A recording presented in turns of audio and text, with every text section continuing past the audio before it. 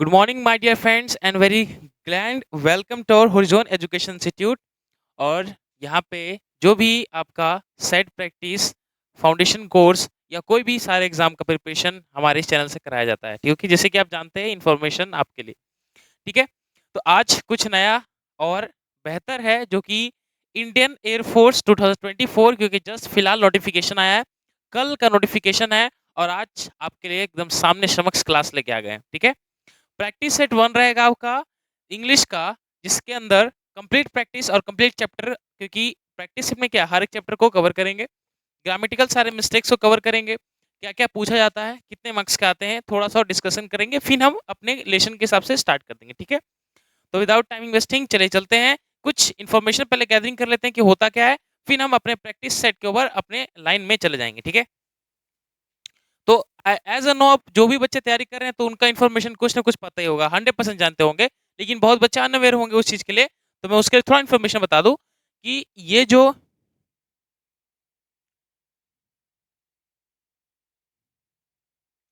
देखिए, ये जो एयरफोर्स होता है ना, अभी क्या कि पहले का पैटर्न और इस पैटर्न में डिफरेंट है। पहले पैटर्न अलग था, अभी पैटर्न अलग है, क्योंकि अभी सिस्टम अग्निवीर में हो गया, 4 ईयर्स का आपका सर्विस हो गया। इसके हिसाब इसमें 2024 में कोई सिलेबस पैटर्न में चेंज नहीं है। 20 क्वेश्चन का ही आपका रहेगा, ठीक है? कितना? 20 क्वेश्चन का ही रहेगा पूरे पैटर्न इंग्लिश का। मैं इंग्लिश की बात कर रहा हूँ, ठीक है? ध्यान दीजिएगा यहाँ पे 20 क्वेश्चन रहेंगे, ठीक है? 20 क्वेश्चन इंग्लिश में रहेंगे। और इंग्लिश में हर एक सेशन आप सब जानते हैं, पहला सेक्शन क्या रहेगा? ग्रामर, ग्रामर्स रहेंगे। दूसरा सेक्शन क्या रह सकता है? वोकेबलरी, ठीक है? तीसरा सेक्शन क्या हो जाएगा आपका? कॉम्प्रीहेंशन,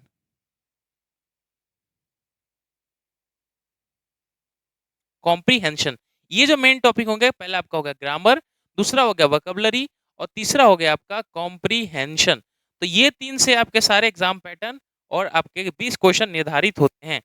अब बात करें तो ग्रामर की बात करें तो ग्रामर में आपका फिल इन द ब्लैंक्स के टाइप से पूछता है, और ग्रामर में स्पॉटिंग एरर भी बन जाते हैं। उसी तरह वोकेबलरी में बात करें तो वोकेबलरी में खाली साइनोस, एंटो, वर्ड सब्स्टिट्यूशन और इडियम फ्रेजेस, इसमें से एक दो फिलहाल आपका आएगा, ठीक है? और कॉम्प्रिहेंशन तो 5 मार्क्स का कंफर्मेशन है, क्योंकि हमेशा आना ही आना है, और ये भी सारे एग्जाम में अभी आते जा रहा है, ठीक है? और इसके अलावा बात करें इसका एक्सेप्शन किस, तो एक्टिव पैसिव सब जानते हैं, एक्टिव एंड पैसिव, ये एक ना एक पूछेगा। मिनिमम एक फिक्स रहता है, एक से ज्यादा भी हो सकता है, तो यहाँ पे भी आप ध्यान लीजिएगा। और एक नरेशन, नरेशन भी तो आना बहुत जरूरी, क्योंकि ये भी ग्रामेटिकल पार्ट है। तो नरेशन, नरेशन भी आपका कम से कम एक क्वेश्चन इसके अंदर रहेगा। तो ये 3 सेक्शन तो मोस्टली कवर करना है, और वो दो एक क्वेश्चन या एक मिनिमम मैक्सिमम रहेगा ही रहेगा, उसके अलावा भी आगे हो सकता है। क्लियर हुआ? समझ में आया दोस्तों? चलिए, तो यहाँ थोड़ा बेसिक इन्फॉर्मेशन है तो मैं आपको बता दिया, और जितने भी आगे वाला जो सेट होगा, जितनी प्रैक्टिस होंगे, वो सारे इस पे डिपेंड करेगा, और सारे इसके पैटर्न पे ही बनाए गए, ठीक है? और जैसा एग्जाम में आपके सेम टू सेम क्वेश्चन पूछते हैं, सेम उसी तरह का आपका तैयारी कराएंगे हम लोग प्रैक्टिस सेट, क्योंकि हमको सिलेक्शन चाहिए, 100% सिलेक्शन, ठीक है? क्योंकि सिलेबस पूरा ब्रह्मांड समुद्र है, बहुत बड़ा चीज है कि आप जितना पढ़िएगा उतना तो हो नहीं सकता, क्योंकि बहुत पढ़ना होगा, बट लिमिटेड पढ़ना है, लिमिटेड सोर्स से सिलेक्शन लेना है, ठीक है? चलिए, तो स्टार्ट हम सबसे पहले करेंगे कॉम्प्रिहेंशन से। कॉम्प्रिहेंशन जो 5 मार्क्स का कैरी करेगा 100%, ठीक है? तो पहले क्या है comprehension? In the following passage some word have been deleted and read that passage carefully and select the most appropriate option to fill in each blank. क्या कहता है? कह रहा है कि एक जो ये आपका ये जो आपका पैसेज दिया है, इसके अंदर कुछ वर्ड डिलीट किए गए हैं, और वर्ड एक सेंटेंस कैरी करता है, या तो पैसेज कहीं से भी उठा लेता है, ठीक है? इसका कोई रूल है नहीं, बट आपको आपका समझदारी, आपके कॉमन सेंस, आपके थोड़े जितने भी अभी तक आप इंग्लिश में थोड़ा मजबूत हैं, उस पर डिपेंड करता है। और वही मेन मेरा मकसद होता है कि आप जब भी कॉम्प्रिहेंशन पैसेज देखें, तो पहले वहां से लेके एंड तक इसको रीड करिए। रीड करने का मकसद क्या होता है? जैसे आप रीड करिएगा तो थोड़ा आपको इस बेसिक अंदर क्या बात हो रही है वो थोड़ा आपको आइडिया लग जाएगा। उसके हिसाब से भी एक दो क्वेश्चन 100% आपके दिमाग में आना चालू हो जाएंगे, ठीक है? ऑप्शन एलिमिनेशन कर सकते हैं। दूसरी बात है कि हर एक क्वेश्चन को रीड करेंगे, और उसके हिसाब से इसका पैटर्न देखेंगे, आगे सोचेंगे, थिंकिंग सोचेंगे, क्योंकि इसमें टेंस भी लगता है, ठीक है? आगे प्रीपोजिशन भी पूछ सकता है, वॉट कुछ भी डाल सकता है, ठीक है? चलिए, तो ये पहले हम इस चीज को रीड करेंगे अच्छे से, ठीक है? चलिए रीड करते हैं। तो क्वेश्चन रीड करें तो है आपका, the Panchatantra is a legendary collection of short poem. क्या है? The Tantra is a legendary collection of short stories from India composed in the 2nd century BC. Panchtantra to be written by the Vishnu Sarma with many other scholars. The pursuit behind the composition to implant moral values and governing in the young sons of the king. तो ये बात किस चीज की है? पंचतंत्र जो की एक स्टोरीज है जो कंपोज किया गया था विष्णु शर्मा के द्वारा और उसी के अंदर सारे कुछ वर्ड डिलीट हैं। और ये जो बुक है शायद कोई हाई लेवल नहीं लो लेवल बच्चे का जो इंग्लिश का बुक होता है उसके अंदर से कुछ स्टोरीज उठा गया है। ठीक है, तो कहीं से पूछ सकता है, न्यूज से पूछ सकता है, आर्टिकल से भी उठा सकता है। ठीक है, तो हमें तो ऑप्शन एलिमिनेशन देखना है और हमें एक ऑप्शन को अप्रोप्रिएट करना है, तो चलिए अब अप्रोप्रिएट करते हैं। ठीक है, चलिए तो पहली बात फर्स्ट क्या है, fill in the blanks. The Panchatantra क्या है, यहाँ पर रीडिंग करिएगा दोस्तों। The Panchatantra is a legendary collection of short stories from India. ठीक है, क्या है कि पंचतंत्र एक लेजेंडरी कलेक्शन शॉर्ट स्टोरी का, एक नहीं कुछ पैराग्राफ में बहुत सारे स्टोरीज होते हैं, तो वैसे स्टोरीज का कलेक्शन है फ्रॉम इंडिया ब्लैंक। अब मतलब है इसका पहला ऑप्शन है फर्स्टली, इवेंचुअली, ओरिजिनली या अल्टीमेटली। अगर बात करें सारे वर्ड थोड़े कॉम्प्लिकेटेड हैं बट यहाँ पे हमें सुटेबल ऑप्शन चुनना है, तब मुझे ये बताइए कि सर फर्स्ट हर एक ऑप्शन को लेके चलेंगे। क्या है, the Panchatantra is legendary collection of short story from India firstly compose in 2nd century of BC. Panchatantra, अगर आप मेरे कॉमन सेंस अगर आप लगा सकते हैं तो मुझे सबसे पहले ये ऑप्शन ही दिख रहा है। ये क्यों दिख रहा है? क्योंकि जब ये पंचतंत्र बना होगा तो सबसे पहले ही तो बना होगा 2nd सेंचुरी बीसी में, पास्ट में सबसे पहले कंपोज हुआ ना, तो फर्स्टली तो आना ही आना है। इवेंचुअली मतलब क्या होता है कि इवेंट के हिसाब से कंपोज करना। अल्टीमेटली का कोई मीनिंग नहीं निकलता। ओरिजिनली बात करें तो ओरिजिनली तो है इसके अंदर, ऐसा थोड़ी कि फेक स्टोरी है, ओरिजिनली है, but firstly compose in the 2nd century BC. क्या पहले जो कंपोज हुआ था वो 2nd सेंचुरी बीसी में हुआ था। ठीक है, चलिए तो पहला ऑप्शन नंबर बी, 3 ऑप्शन आपका एलिमिनेट हो गया। दूसरा है बीसी, हाँ फिर century BC. Panchatantra is blank to be written by Vishnu Sharma. किसके द्वारा लिखा गया? विष्णु शर्मा के द्वारा लिखा गया था। तो इसके हम लोग इसको पहले देखते हैं कि विष्णु शर्मा इसके अंदर है कि नहीं। तो पहले में आपका क्या आ गया, मैं यहाँ पे लिख देता हूँ। ठीक है, यहाँ पे आ गया आपका फर्स्टली कंपोज। ठीक है, पहला जो कंपोज हुआ फर्स्टली, ठीक है, फर्स्टली कंपोज। हाँ, बीसी पंचतंत्र इज इसके बाद ऑप्शन है, ऑप्शन पे चलते हैं। चलिए इसमें चलेंगे तो पहले आपका है, एस्टैब्लिश है, डिजाइंड है और एलिग्ड है। तो Panchatantra is believed to be written by the Vishnu Sharma, या Panchatantra is to establish to be written by the Vishnu Sharma, या Panchatantra is design to be written by the Vishnu Sharma, या Panchatantra is alleged to be written by the Vishnu Sharma. तो बात करें जो विष्णु शर्मा के द्वारा लिखा गया था तो वो क्या डिजाइन थोड़ी होगा, कोई स्टोरी डिजाइन होता है, पहला ऑप्शन गया। दूसरी बात करें तो स्टैब्लिश थोड़ी, स्टैब्लिश मतलब होता है कि स्थापित करना, तो स्टोरी स्थापित थोड़ी कर रहे हैं, तो ऑप्शन नंबर सी भी गया आपका। बिलीव्ड, ऐसा माना गया था, ठीक है, एलिग नहीं होगा। बिलीव्ड ऐसा माना गया था कि जो स्टोरी लिखा है किसके द्वारा लिखा गया है, विष्णु शर्मा के द्वारा लिखा गया है, तो यहाँ पे हो जाएगा believed. It is Panchatantra is believe, ठीक है, is believed to be written by Vishnu Sharma. Vishnu Sharma फिर बैंक विथ मैन मतलब कि उनके साथ बहुत सारे लोग होंगे। अब उनके हिसाब से ऑप्शन चेक करते हैं। तो ऑप्शन है आपके थर्ड ब्लैंक नंबर पे चले तो ऑप्शन है आपके रहे तो नियर बिसाइड नेक्स्ट अलोंग, तो चार ऑप्शन है। उसके साथ अलोंग विथ होगा या टुगेदर विथ, टुगेदर तो है नहीं, बिसाइड विथ हो गया, नियर विथ होगा या नेक्स्ट विथ होगा। नेक्स्ट मतलब कि बगल साइड में, तो वो तो पहला ऑप्शन नंबर ये चला गया। उनके साथ अगर बिसाइड्स होता तो बिल्कुल सही होता, बिसाइड का मतलब होता है बगल में और नियर का मतलब होता है पास में। ऑप्शन नंबर अलोंग बन गया कि उनके साथ अलोंग विथ अदर स्कॉलर्स, वो तो थे पढ़े लिखे, उनके साथ ही और पढ़े लिखे विद्वान लोग भी इनके साथ शामिल थे इस चीज को परफॉर्म करने के लिए और चीज को बनाने के लिए। ठीक है, तो हमारा ऑप्शन किसके अंदर हो जाएगा, थर्ड में यहाँ पे चलेंगे क्वेश्चन पे तरफ। तो थर्ड में आपका जो ऑप्शन बचेगा तो यहाँ पे विष्णु शर्मा क्या हो जाएगा, believe to the written by the Vishnu Sharma along with बहुत सारे along with many purpose behind the composition के बाद अब क्या है आगे, is to was to word to देख लेते हैं, कुछ तो होगा, हाँ दिया है यहाँ पे, चेक कर लीजिए। तो यहाँ पे जो दिया है तो यार है बी वॉज एवर। अब बात करें शुरू से, तो हम लोग अभी तक सब जो स्टोरी चल रही है 200 बीसी में बन चुकी है, तो बन चुकी तो पास्ट में, तो हेल्पिंग ऑफ फ्यूचर का तो प्रेजेंट का तो आएगा नहीं, तो पहला ऑप्शन नंबर ये काट देंगे, ये गया।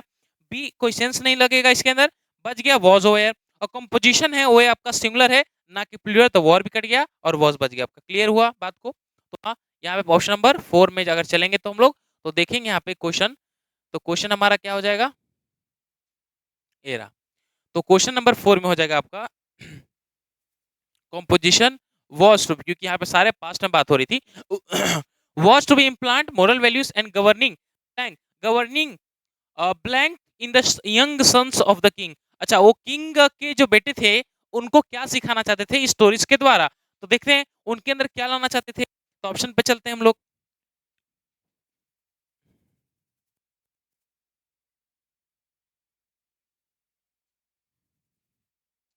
चलिए देखिए, तो पांचवा जो है आपका, पांचवा है फैकल्टीज है, स्किल्स है, फ्लेयर्स है और गिफ्ट है। तो बात है जो पंचतंत्र विश्व शर्मा के द्वारा लिखा गया था, जब वही स्टोरी राजा को बेटे को सुनाया गया, तो उनके अंदर किस चीज की भावना लाना था। तो पहला आपका स्किल्स, फैकल्टीज। फैकल्टीज क्यों लाएंगे भाई, फैकल्टी उसके अंदर पहले ही होगा, क्योंकि वो राजा का बेटा, तो उसके अंदर फैकल्टी नहीं है। स्किल्स, स्किल्स नहीं था होगा, लग रहा है, बट स्किल्स नहीं होगा। क्यों नहीं होगा स्किल्स, जो स्टोरी सुनाया गया तो स्टोरी से कोई स्किल्स नहीं पैदा होता, स्टोरी से उस आदमी का जो मॉरल वैल्यूज और थोड़ा सा सोचने की क्षमता बढ़ सकती है, थोड़ा दिमाग बढ़ाने के लिए बोल सकते हैं, बट स्किल नहीं। स्किल का मतलब कोई काम में निपुण होना, तो वो गया। फ्लेयर्स, ये बिल्कुल हो सकता है फ्लेयर्स। फ्लेयर का मतलब ही होता है कोई काम को, अत्यंत चीज को सीखना, कुछ अलग तरीके से सीख लेना, उसी को बोलते हैं फ्लेयर्स। तो वो स्टोरी बनाया गया था जो विष्णु शर्मा के द्वारा, वो सीखने के लिए उन राजा के बेटे को थिंकिंग पावर बढ़ाने के लिए वो स्टोरीज पढ़ाया गया था। ठीक है, तो गिफ्ट का चला गया, गिफ्ट थोड़ी दे रहे हो, ठीक है। तो ऑप्शन नंबर बी, ए और बी बच गया आपका। ठीक है, चलिए, तो वहां पे फ्लेयर कर लीजिएगा, बार बार हम स्लाइड को ओपन कर रहे थे। चलिए, तो यहां तक हमने देखा कि आपका 5 पूरे कॉम्प्रिहेंशन कंप्लीट हुए, और कितना इजी तरीके से, कोई इसमें ज्यादा जुगाड़ दिमाग लगाना नहीं है, सिंपल जो बेसिक फंडा है, हर एक चीज को पॉइंट आउट करते रहिए, और सारे ऑप्शन को एलिमिनेट कर लिए, सारे क्वेश्चन अटेंड हो जाएंगे। ठीक है, अब जो पीक्यूआरएस दिया है, इसको मैं आपके लिए टाइम दो, क्योंकि इसमें थोड़ा सोचने का टाइम चाहिए। टाइम लेंगे, उसके बाद बनाइए, फिर हम इस पर डिस्कस करते हैं। ठीक है, चलिए बनाइए, गो ऑन।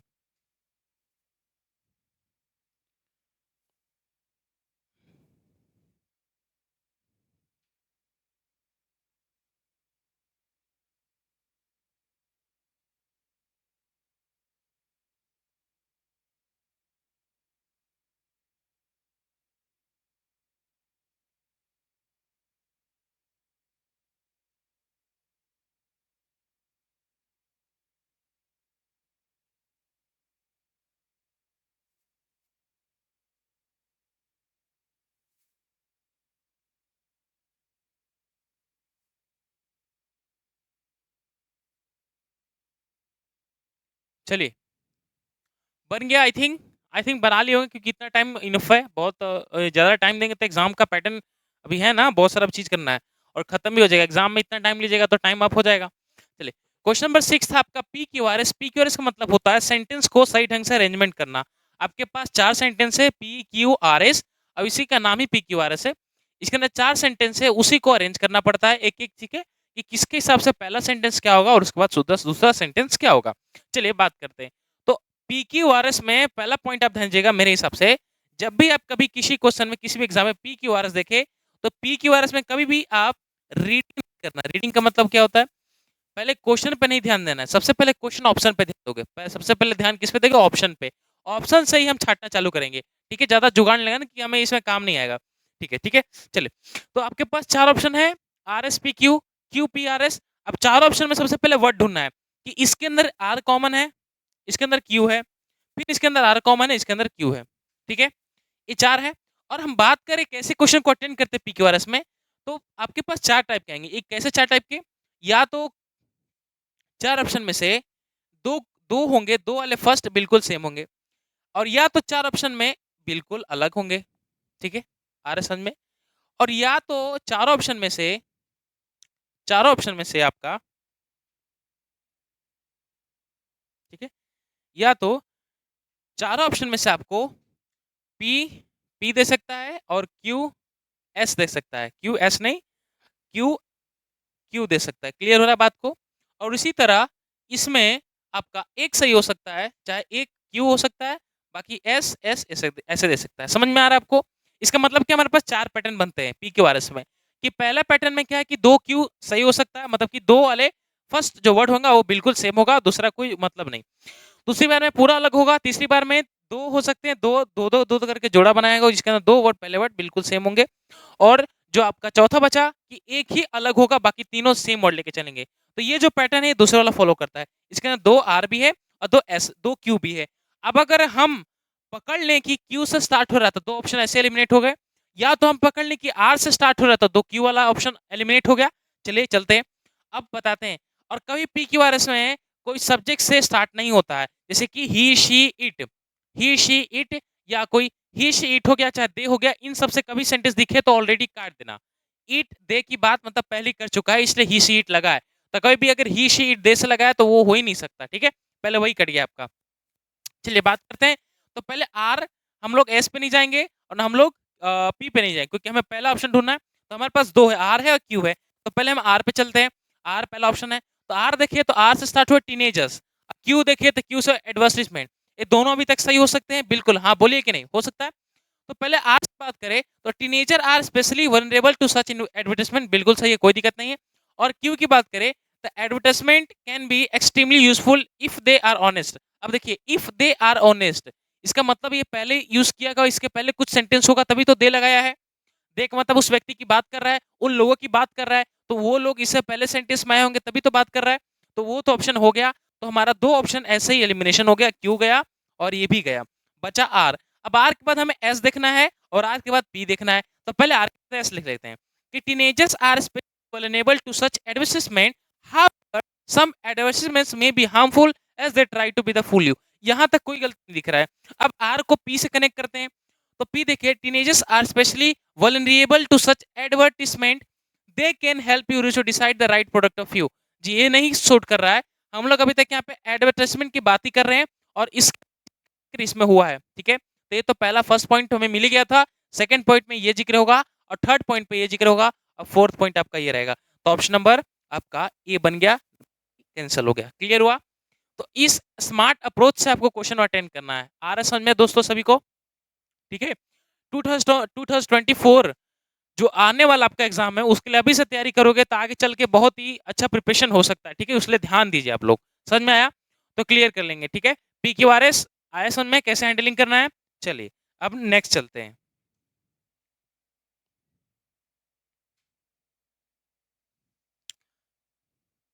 नेक्स्ट है choose the word that can substitute given word group of word. क्या है कि वर्ड को चूजन करना है। ये क्या है, अब वोकैबुलरी में आ गए हम लोग। अब वोकैबुलरी में क्या पढ़ना है? सबसे पहला आपका ये वर्ड दैट कैन सब्स्टिट्यूट, इसका मतलब है हमें सिंपल दिया है one word substitution, one word substitution, अनेक शब्दों के लिए एक शब्द।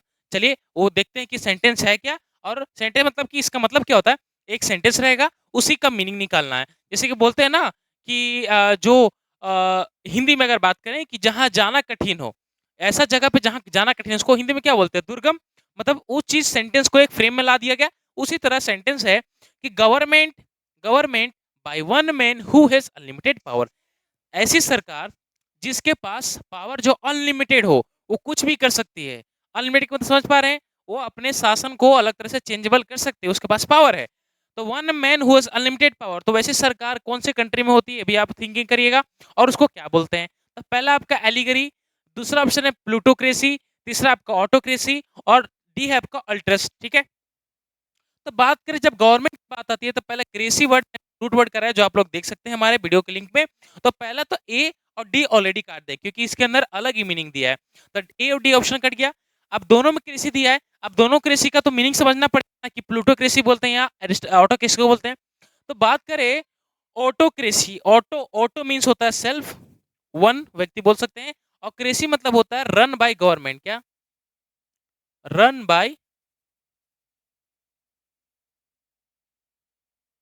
By government. अब यहाँ पे वन व्यक्ति है और गवर्नमेंट एक व्यक्ति के द्वारा चलाया गया, समझ में आ रहा है? तो ऑप्शन नंबर सी आपका बिल्कुल सही होगा। ऑटोक्रेसी का मतलब ही होता है निरंकुश सरकार, जब किसी एक व्यक्ति के द्वारा सरकार चलाई जाती है उसी को बोलते हैं ऑटोक्रेसी। और क्रेसी तमाम वर्ड बनते हैं, प्लूटोक्रेसी, ठीक है, जीरेंटोक्रेसी होता है, डाइक्रेसी होता है, ठीक है, आपको डाइसाइड भी होता है, डाइक्रेसी भी होता है, थियोक्रेसी होता है, आपका प्लूटोक्रेसी भी होता है, ठीक है, और आपके एरिस्टोक्रेसी बन जाता है जो स्कॉलर के द्वारा चला जाता है। तो बहुत सारे कृषि बनता है, ब्यूरोक्रेसी बनता है, ये तमाम वर्ड होते हैं। तो ये हो गया। अब प्लूटोक्रेसी की बात करें, मैं ये भी 2 वर्ड बता दूंगा आपको, चिंता मत करिए, लिख लीजिएगा। बी ऑप्शन जो है आपका, ये भी नहीं, क्यों नहीं होगा कि प्लूटोक्रेसी, प्लूटोक्रेसी का मतलब होता है राजतंत्र, जो राजा के द्वारा शासन चलाया जाता है उसी को बोलते हैं प्लूटोक्रेसी। लिख लीजिएगा, ये हो जाएगा कि government run by the king not by the people, प्रशासन जो चलाया जाता है वो राजा के द्वारा, ना कि जनता के द्वारा, ठीक है। तो अल्ट्रेस का मतलब होता है परोपकारी, और एलिगरी का मतलब होता है कोई राइटिंग में जब रूपक डालते हैं ना, नया चीज एलिमिनेट करते हैं उसके अंदर, ठीक है, एडिंग करते हैं, उसी को बोलते हैं एलिगरी। चलिए नेक्स्ट चलते हैं।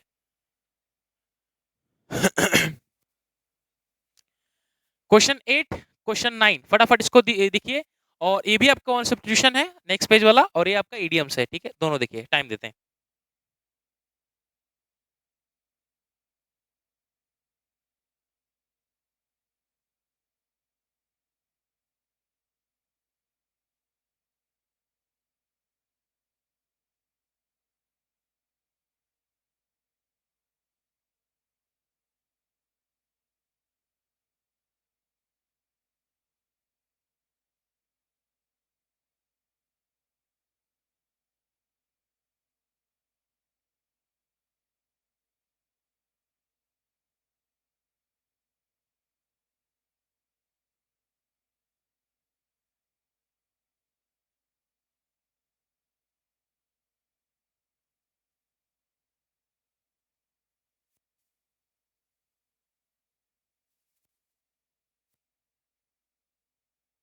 चलिए क्वेश्चन नंबर 8 पे आते हैं।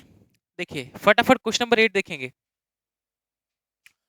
अभी मेरा कहना में है कि जितने भी आप वोकेबलरी क्लास करते हैं या यहीं से कोई प्लेटफॉर्म से, तो जब भी आप वोकेबलरी क्लास करिएगा या सेशन अटेंड करेंगे, तो सबसे पहले आपको ध्यान देना पड़ेगा कि उसके अंदर कितने वर्ड पूछे जाते हैं, कितने वर्ड आते हैं।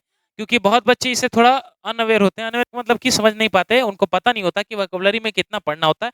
तो मैं रियली एक बता दूं, क्योंकि कमेंट भी आया था एक बच्चे का। तो अगर बात करें वोकेबलरी में,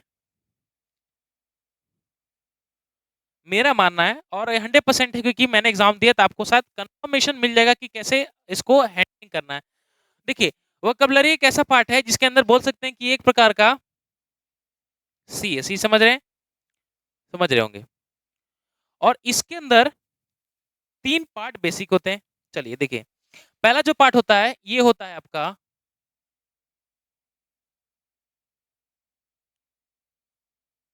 वन वर्ड सब्स्टिट्यूशन, ठीक है, इसको बोलते हैं वन वर्ड सब्स्टिट्यूशन।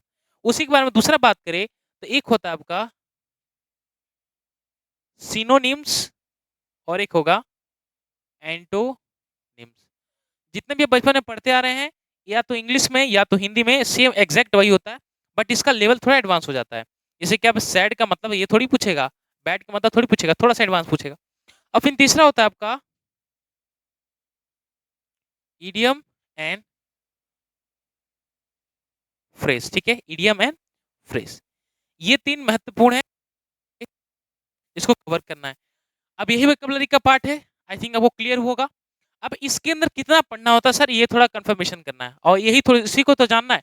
तो मैं बात करूं तो कम से कम ये जो पार्ट कवर करेगा, ये 400 टू 450 वर्ड, कितने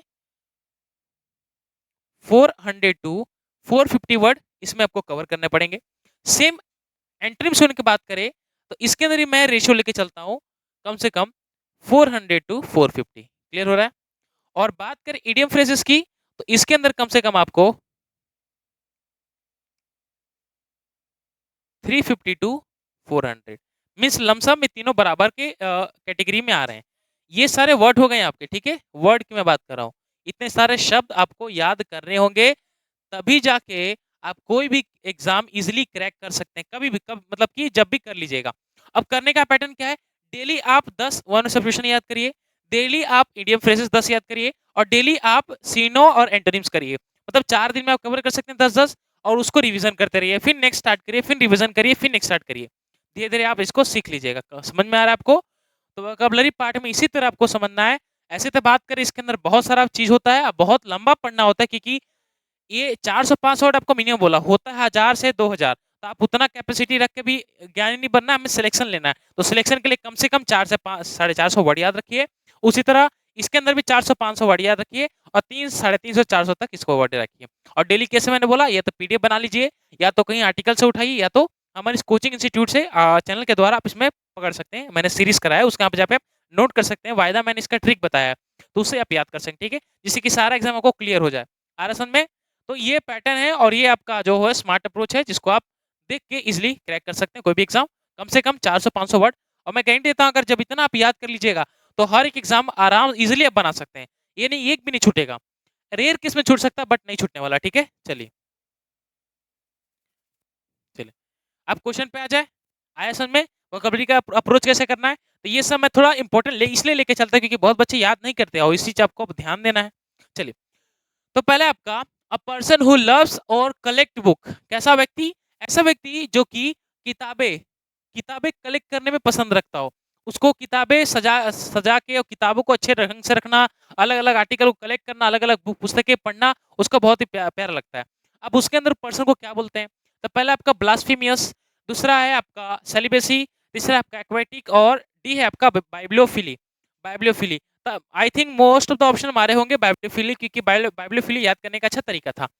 तो बात करें ब्लास्फेमियस क्यों नहीं होगा? ब्लास्फेमियस का मतलब होता है पाखंडी। क्या होता है? पाखंडी, या इम्पोस्टर बोल सकते हैं। इम्पोस्टर, पाखंडी, आपका इलिक्ट पर्सन, बहुत सारे वर्ड बनते हैं जिसको जुर्म के तहत निकलता है, जो आदमी जुर्म करता है, या बोल सकते हैं कोई भी अनसीन काम कर देता है, ठीक है, जो कि लॉ के खिलाफ है।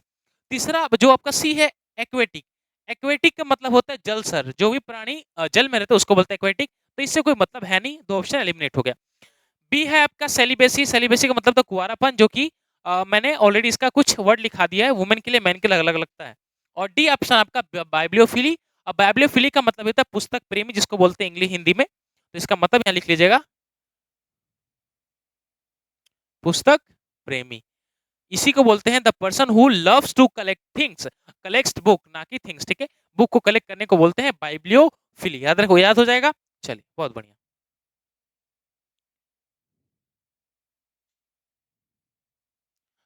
नेक्स्ट है, अब आते हैं आपके इडियम्स पे। किस पे? इडियम से, मुहावरे और कहावते पे। तो पहला आपका है 9 number question, fish out of water. क्या है?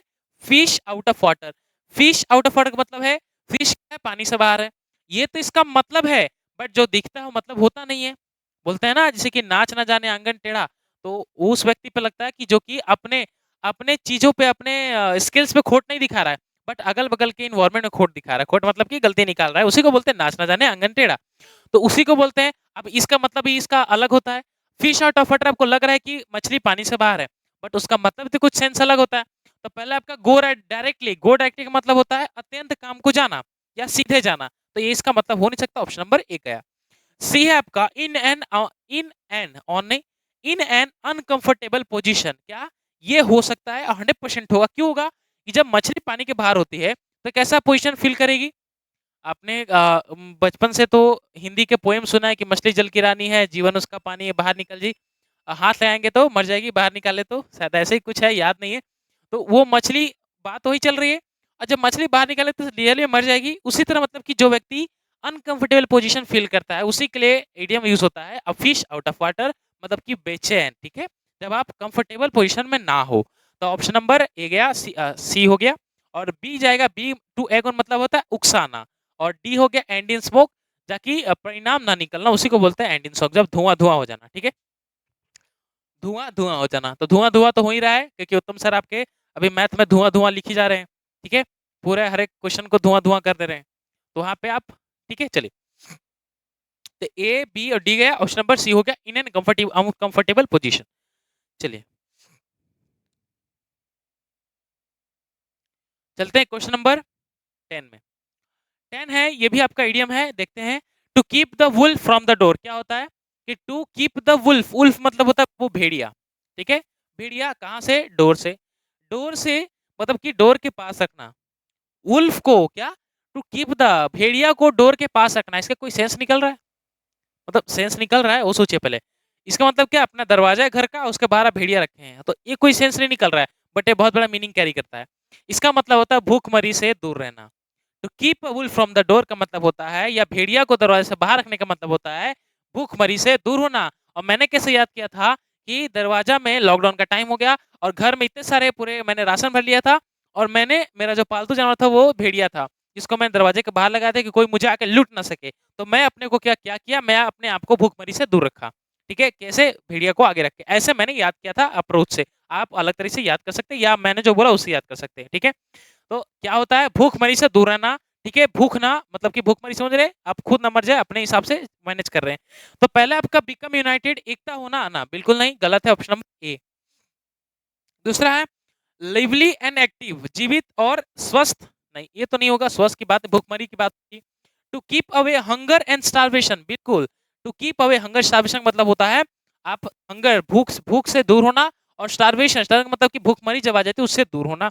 ठीक है, और इन द डार्क मतलब अंधकार में, तो अंधकार भी नहीं होगा, अंधकार में थोड़ी होता है।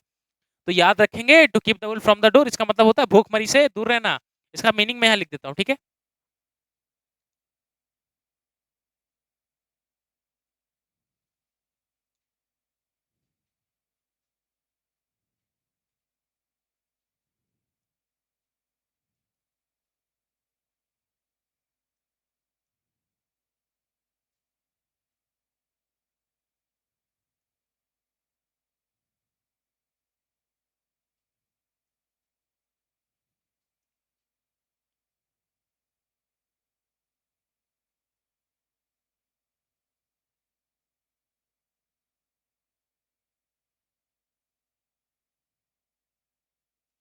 भूखमरी से दूर रहना याद रखिएगा। चलिए, आया समझ में, चलते हैं नेक्स्ट।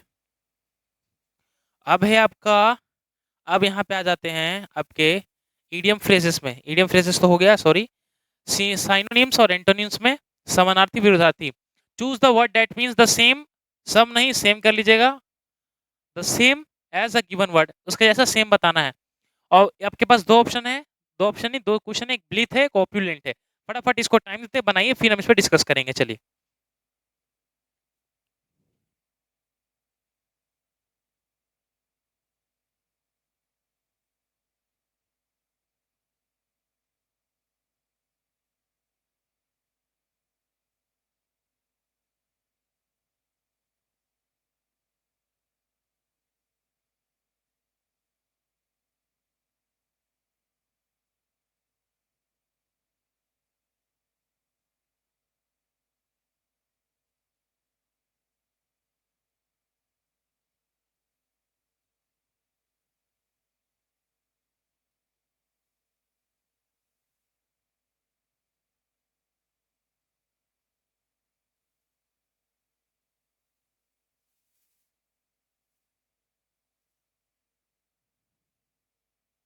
चलिए, हो गया।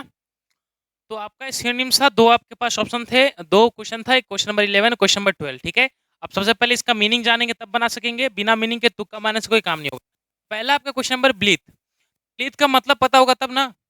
तो मैंने ब्लीथ से याद रखा था, ब्लीथ से बलि, बलि, ठीक है, कैसे, ब्लीथ से बलि। अब मुझे पता है बलि क्यों चढ़ती है, एक बलि क्यों चढ़ता है उनके सामने, कि उनको खुश करने के लिए, कैसा करने के लिए, खुश करने के लिए। खुश, खुश का मतलब क्या होगा, हैप्पी, हैप्पी ढूंढिएगा, यही समझ रहे हैं ना, हैप्पी ढूंढिएगा। और आपके कुछ हैप्पी ढूंढिएगा, या सोरो में नहीं, बिल्कुल एकदम खुश तरीके, जॉयफुल में ढूंढिएगा, ये ढूंढिएगा। अब जिसमें ढूंढते, पहले आपका जॉयफुल, बिल्कुल सही, पहले ही दे दिया है, ऑप्शन नंबर ए। आ रहा समझ में, ब्लीथ का मतलब ही होता है खुश, और खुश का सिनोनिम्स ही होगा, वही निकालेंगे ना, उसी का वर्ड निकलेगा, हैप्पी बोल दीजिए, जॉयफुल बोल दीजिए। ठीक है, और मोरोज का मतलब होता है, मोरोज गलती होगा, मोरोज का मतलब होता है दुखी। ठीक है, अब मोरोज से मैंने कैसे याद किया था, month of rose, month of रोज का मतलब कि जब रोज देने का मंथ आता है, इसको बोलते हैं प्यार से वैलेंटाइन डे। उस दिन आप रोज देते हैं, अब किसको देते हैं आप सभी जान रहे हैं। तो वहां पे जो रोज देते हैं, अगर रोज नहीं दे पाए तो हम दुखी हो गए, उसी से मैंने याद किया था मोरोज, मंथ ऑफ रोज। ठीक है, दुखी होना। क्लीन, बी भी गया, क्लीन मतलब साफ, और फायर मतलब कि निकालना, चाहे आग लग जाना। अब नेक्स्ट है आपका ऑप्शन नंबर, क्वेश्चन नंबर 12, ऑप्यूलेंट, क्या है ऑप्यूलेंट, और ओप्यूलेंट, ओप्यूलेंट से याद रखना है पहला वर्ड, आप बहुत बच्चे जानते होंगे तब इसका मीनिंग बना सकते हैं। और ओपुलेंट से मैंने याद किया था, ओप्पो को फ़ोन लेने वाले कैसे होते हैं? अमीर होते हैं। कैसे होते हैं? अमीर होते हैं। ओप्पो ओप्पो का फ़ोन लेने वाले ओप्यूलेंट ओप्यूलेंट ओप्पो का फ़ोन लेने वाले कैसे होते हैं? अमीर होते हैं। तो मैंने यहाँ पे लिखा था अमीर, इसका मतलब रिच पर्सन को बोलते हैं जो कि ओप्पो का फ़ोन लेके आता है। ये ट्रिक बनाया गया जिससे कि याद कर सके। ओप्यूलेंट ओप्पो का फ़ोन लेने वाले कैसे होते हैं? अमीर होते हैं। अब उसी के बाद डिपोनेंट, डिपोनेंट का मतलब होता है जो अदालत में साक्ष्य देने वाला व्यक्ति होता है। जैसे कि गीता लेके जाता बोलता है ना कि आप इसमें हाथ रखिए और गीता पे हाथ रख के वचन कीजिए। तो बोलते हैं ना कि मैं गीता पे हाथ रखकर गीता का साक्षी लेके जो भी बोला जाता है, तो डिपोनेंट वो होता है जो अदालत में काम आता है। तो पहला ऑप्शन ये गया। रिच बिल्कुल सही, क्योंकि ओपुलेंट का मतलब भी होता है धनी व्यक्ति या रिच व्यक्ति। डिस्टिट्यूशन दरिद्रता, ऑप्शन नंबर बी गया ए एंटोनिम सेप का। और पुअर मतलब एंटोनिम्स हो गया, मतलब गरीब। ठीक है, तो ऑप्शन नंबर बी डी। अब जी ऑप्शन नंबर सी। ठीक है, इसको काट लीजिएगा। आया समझ में? चलिए आगे चलते हैं। बनाइए। ये है, अब ये तीन है सारे ऑप्शन, 14 13 14 15 आपके एरर से हैं। अब एरर से कैसे क्वेश्चन बनते हैं फटाफट करिए, और फिर इसको हम हैंडलिंग करें। ठीक है, चलिए बनाइए।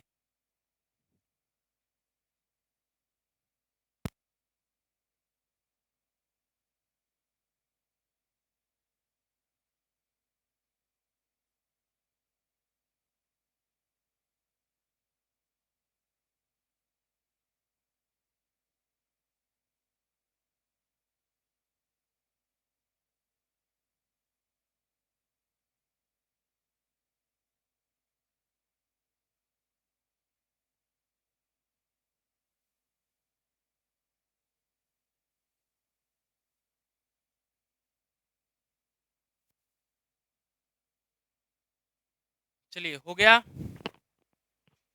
देखते हैं क्वेश्चन बन गया आई थिंक।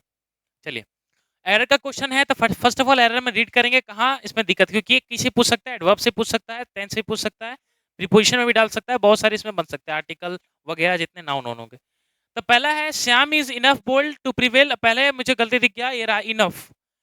इनफ ऐसा वर्ड है बाबू कि इनफ एक दो चीज के लेके चलता है, कि इनफ के बाद और इनफ के पहले। ठीक है, ये समझिएगा। इनफ के बाद आने वाला जो वर्ड होता है ना वो नाउन होता है, याद रखिएगा। और इनफ के पहले वाला जो वर्ड होता है वो होता है आपका एडजेक्टिव। क्या होता है? एडजेक्टिव। आया समझ में? ये जो इनफ होता है कि बहुत बड़ा चीज क्या लेके चलता है, ये एडवर्ब में पढ़ोगे और एडजेक्टिव में भी पढ़ोगे कि इनफ एक ऐसा वर्ड है कि इनफ के बाद वर्ड होगा नाउन होता है, और इनफ के पहले जो वर्ड होता है एडजेक्टिव होता है। तो यहाँ पे जो इनफ हुआ है, इनफ के बाद बोल्ड यूज हुआ है, तो क्या बोल्ड एक नाउन है? पहले वो कंफर्म करिए। तो बोल्ड जी बोल्ड बिल्कुल नाउन नहीं है, बोल्ड एक एडजेक्टिव है। और बोल्ड का मतलब होता है गाढ़ा करना। तो ये बोल्ड को उठा के यहाँ रखना पड़ेगा और इनफ को उठा के यहाँ रखना पड़ेगा। तो क्या हो जाएगा? श्याम। क्या हो जाएगा? Shyam is bold enough to prevail upon his father on he land is a new bike at once. यहाँ तो कोई गलती नहीं था, गलती ऑप्शन नंबर ए में, तो यहाँ पे टिक करिएगा। ठीक है, चलिए question number 14। Unless you do not give up your bad habits if you will fight. जब तक वो अपना बैड हैबिट नहीं त्याग करेगा, तब अगर अगर अपना बैड हैबिट नहीं छोड़ा तो वो कंपनी से निकाल दिया जाएगा, फायर निकाल दिया जाएगा। ठीक है, तो मैं बात करूं अनलेस, यहाँ पे नॉट दिया है। अनलेस एक ऑलरेडी एक पॉजिटिव वर्ड है दोस्तों। अनलेस ही नहीं, unless, until, no sooner, hardly, scarcely, rarely, barely, seldom, until, unless, little, few, least, ये जितने वर्ड आपको दिख रहे हैं सारे नेगेटिव वर्ड हैं। इनके साथ कभी भी आप नॉट का प्रयोग नहीं करेंगे और ना ही कोई नेगेटिव शब्द का प्रयोग करेंगे। तो ऑप्शन नंबर ए में ही गलती मिल गया, यहाँ पे नॉट नहीं होगा। ठीक है, तो हो जाएगा unless you do give your bad habits you will fire. ठीक है, आया समझे? तो अनले के साथ नॉट नहीं आता, याद रखिएगा। Question number 15। Rakesh met me yesterday. Rakesh met me yesterday, बात हो रही है यस्टरडे की, कहाँ हो रही है? पहला ऑप्शन हमें, ऑप्शन क्या, बात हो रही पिछले, पिछले मतलब कि कल की, और कल पास्ट है। But he did not tell me, अभी तक टेंस में चल रहा है, पास्ट में चल रहा है। Did not tell me that he has नहीं होगा, ही हैड होगा, क्योंकि बात जब पास्ट में खत्म होती है तो खत्म भी पास्ट में ही होगा, शुरू होता है। ठीक है, और resign from the factory, clear हुआ? तो यहाँ पे हैज ऐड कर लीजिएगा। ऑप्शन नंबर सी आपका गलती। चलिए नेक्स्ट चलते हैं।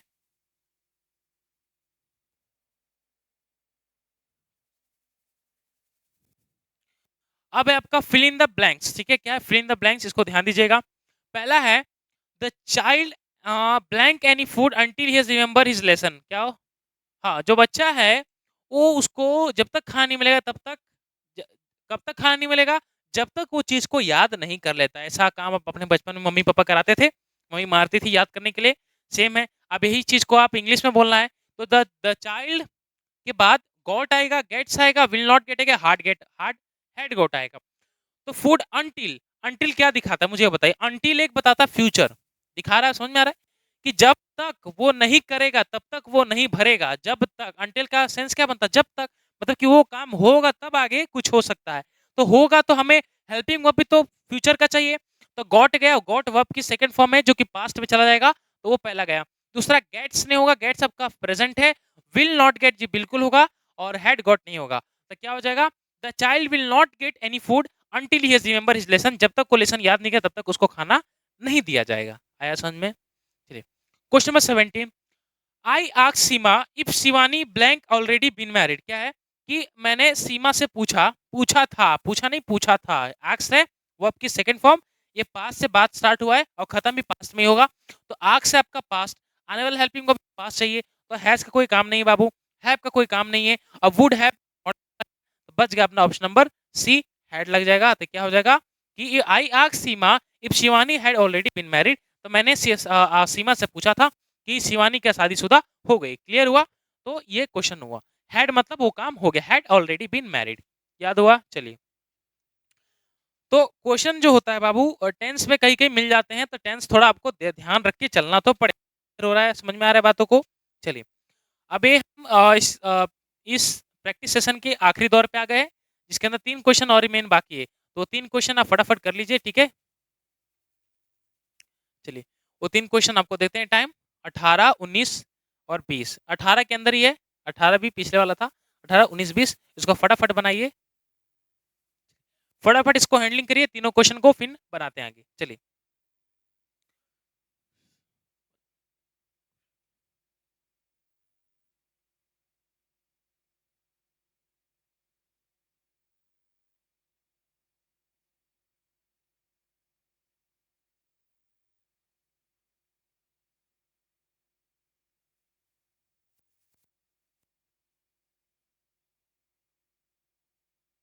चलिए, हो गया क्वेश्चन 18, और 18 में 2 क्वेश्चन है आपका, चेंज द वॉइस और नरेशन है, और एक और क्वेश्चन है जो कि प्रीपोजिशन का आई थिंक है।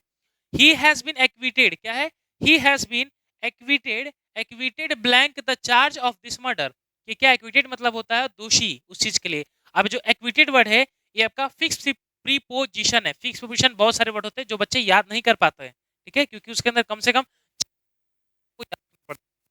किसी भी एग्जाम में करने के लिए, और एनडीए के लिए मोस्ट इंपोर्टेंट बन जाता है, क्योंकि एनडीए में जो फिक्स प्रीपोजिशन होता है और एयरफोर्स में थोड़ा हाईली लेवल पे पूछा जाता है, मतलब कि बेसिक प्रीपोजिशन पूछा नहीं जाता, पूछा जाता है एडवांस है, ठीक है, तो कम से कम वो याद रखना पड़ता है। अच्छा, बात करें एक्विटेड, एक्विटेड एक फिक्स फिक्स प्रीपोजिशन है, ठीक है, फिक्स प्रीपोजिशन है जिसका पहले से ही इसमें ठीक है, फिक्स है, आता है वो क्या ऑफ, ठीक है, तो ना ही टू होगा, ना ही फ्रॉम होगा, ना ही विथ होगा। तो he has been acquitted of the charge of his murder, ना कि acquitted to the charge of his murder, clear हुआ? तो एक्विटी के साथ ऑफ लगा लीजिएगा, ऑप्शन नंबर डी। मैं इसमें कुछ खास नहीं बता सकता, क्योंकि खास नहीं बता सकता क्योंकि फिक्स पोजीशन ऑलरेडी फिक्स रहते हैं, बस उनका मीनिंग नहीं हुआ। एक जो थे आपके नाम याद नहीं आ रहा, उन्होंने सारा प्रीपोजिशन रट लिया था, शायद अलेक्जेंडर क्या नाम था वो याद नहीं मुझे, ठीक है। चलिए, नरेशन, चलिए नरेशन पे आ जाते हैं। नरेशन वॉइस, 2 क्वेश्चन बचे हैं, लास्ट फटाफट देख लेते हैं। चूज द करेक्ट नरेशन, क्या है? He said me I shall give you my book, क्या है कि ही सेड मी, अब ही सेड मी का बना दिया, आक्स पहले सवाल नहीं पूछा गया तो ऑप्शन नंबर बी गया। सेड का टोल्ड में, टोल्ड यहाँ पे भी है, टोल्ड यहाँ पे भी, टोल्ड यहाँ पे भी है। अब आगे करते हैं, said me I shall be give my book, I किसके हिसाब से चेंज होगा? ही के हिसाब से, ठीक है। He said me I shall give you my book, I किसके हिसाब से होगा? ही के हिसाब से, तो ही के हिसाब से ही होना चाहिए, जो ही इसमें भी है, इसमें भी है, इसमें भी है, बट इसके अंदर इफ था तो ऑप्शन नंबर ए भी गया, और इसके अंदर 2 बचे हैं आपके पास, दैट दैट और ही। अब बात करते हैं, तो शैल एक प्रेजेंट है, और नरेशन में जब भी बनाते हैं तो पास्ट में बात होती है, तो पहला तो शैल का शैल नहीं रहेगा, ऑप्शन नंबर डी भी गया, और बच गया ये हो जाएगा कि he said, he told me that he would give me his book. Clear हुआ? वॉइस देख लेते हैं। वॉइस है are you attending the class. तो वॉइस स्टार्ट हुआ है इंट्रोगेटिव सेंटेंस से। इंट्रोगेटिव मतलब कि आर से। अब आर से स्टार्ट हुआ है तो स्टार्टिंग भी इंट्रोगेटिव सेंटेंस से स्टार्ट होना चाहिए। तो आर होगा, आर मतलब कि इज या एम या आर किसमें चेंज होता है? वो इसी में रहता है, इस एम आर में ही रहता है। बट इसमें क्या एक वर्ड होता है, इसके अंदर बीइंग लग जाता है। बीइंग क्यों लगता है समझ पा रहे हैं? आईएनजी को हटाने के लिए, इस आईएनजी को हटाने के लिए, मतलब आर के साथ ING है ना, इसको हटाने के लिए। अब इसे अंदर आर इज एम आर में ही रहेगा। देखते हैं, तो इसके अंदर यू आर था तो यू इसके अंदर है ही नहीं, तो ऑप्शन नंबर ए गया।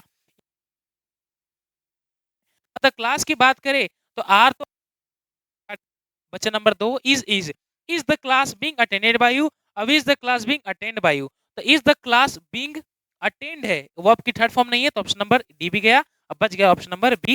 यहाँ पे वर्ब की थर्ड फॉर्म बहुत जरूरी है, क्योंकि जब भी पैसिव में बात करते हैं हम लोग तो क्रिया की थर्ड फॉर्म चला जाता है। आ रहा समझ में? और जो बच्चे अगर नहीं समझ पा रहे इस क्वेश्चन को, पैसिव वॉइस को, तो मेरा एक लेक्चर है, आप एक्टिव पैसिव उस पर जाके देख सकते हैं। बहुत ही आसान तरीके से मैंने बहुत सारे एग्जाम्पल लेके समझाया है, और एग्जाम भी के बेसिस पे प्रैक्टिस भी करा दिया, बहुत सारे क्वेश्चन का प्रैक्टिस कराया मैंने, तो वहाँ पे आप देख सकते हैं। ठीक है, चलिए। तो इधर पूरे आपके 20 क्वेश्चन कैरी होते हैं। ठीक है, कितने क्वेश्चन? 20 क्वेश्चन पूरे बना दिए मैंने, जिसके अंदर ग्रामर, वोकैबुलरी, कॉम्प्रिहेंशन से लेके एक्टिव पैसिव नरेशन सारे इसके अंदर कवर कराए गए। ठीक है, पूरे ऑल ऑफ द 20 क्वेश्चन था, और 20 क्वेश्चन में आपके पूरे कॉम्प्रिहेंशन सारा एक एक पैटर्न समझा दिया, किस तरह से एग्जाम आता है।